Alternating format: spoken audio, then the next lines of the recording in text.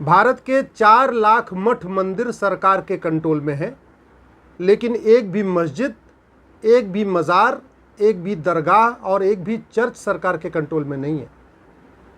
4 लाख मठ मंदिरों से सरकार ने 1 लाख करोड़ रुपए लिया है, लेकिन मज़ार, दरगाह, मस्जिद और चर्च से 1 रुपए भी नहीं लिया है। मठ मंदिरों को कंट्रोल करने के लिए टोटल 35 कानून चल रहे हैं, लेकिन मज़ार, दरगाह, मस्जिद और चर्च के लिए एक भी कानून नहीं है।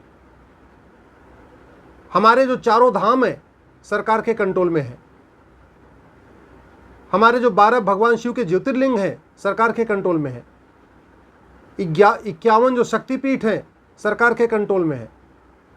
तो जितने महत्वपूर्ण स्थान हैं जहाँ पे ज़्यादा लोग जाते हैं दर्शन के लिए, जहाँ ज़्यादा चढ़ावा आता है, वो सब सरकार के कंट्रोल में है।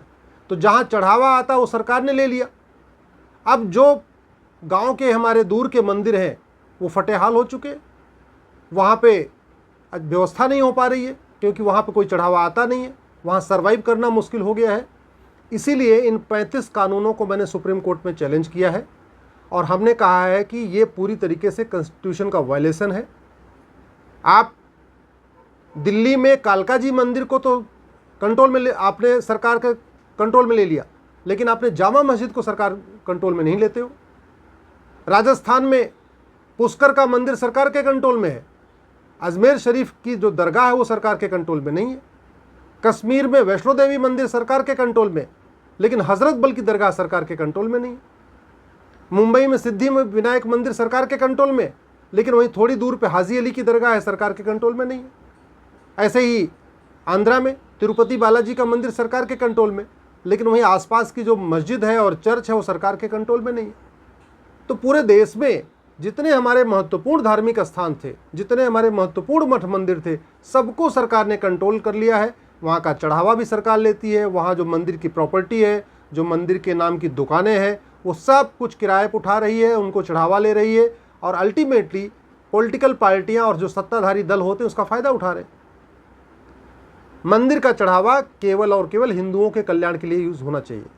अगर ये 4 लाख मठ मंदिर मुक्त हो जाएं तो 4 लाख नए गुरुकुल बन सकते हैं, 4 लाख नई वेदशाला बन सकती है, 4 लाख नए व्यायामशाला बन सकते हैं, 4 लाख नई गौशाला बन सकती है, 4 लाख नए कम्युनिटी सेंटर बन सकते हैं, 4 लाख नए विवाहशाला बन सकते हैं जहां लोगों का विवाह होगा।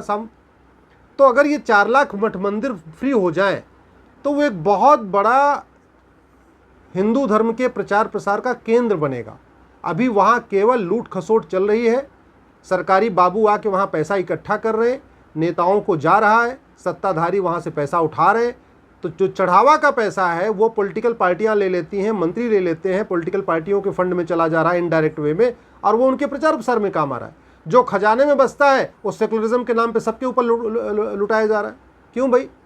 अगर अजमेर शरीफ की दरगाह का 1 रुपये सरकार के खजाने में नहीं जा रहा है तो फिर मंदिर, पुष्कर के मंदिर का क्यों जाना चाहिए?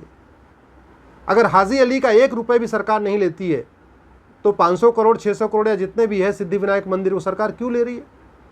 शिरडी साईं बाबा का पैसा क्यों ले रही है?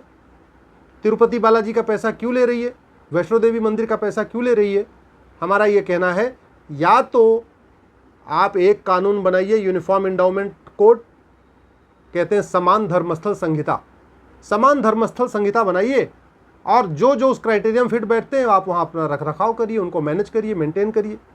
लेकिन ऐसे नहीं हो सकता केवल हिंदू के मठ मंदिर सरकार के कंट्रोल में हो और बाकियों के नहीं हो। हमारा पैसा, हिंदुओं का पैसा हिंदू धर्म के प्रचार प्रसार पे खर्च होना चाहिए, हिंदू सभ्यता के प्रचार प्रसार पे खर्च होना चाहिए, हिंदुओं का चढ़ावा वेद पुराण के प्रचार प्रसार पे खर्च होना चाहिए, संस्कृति के प्रचार प्रसार पे खर्च होना चाहिए, हिंदुओं की एकता अखंडता के लिए खर्च होना चाहिए, न कि सबके लिए खर्च होना चाहिए।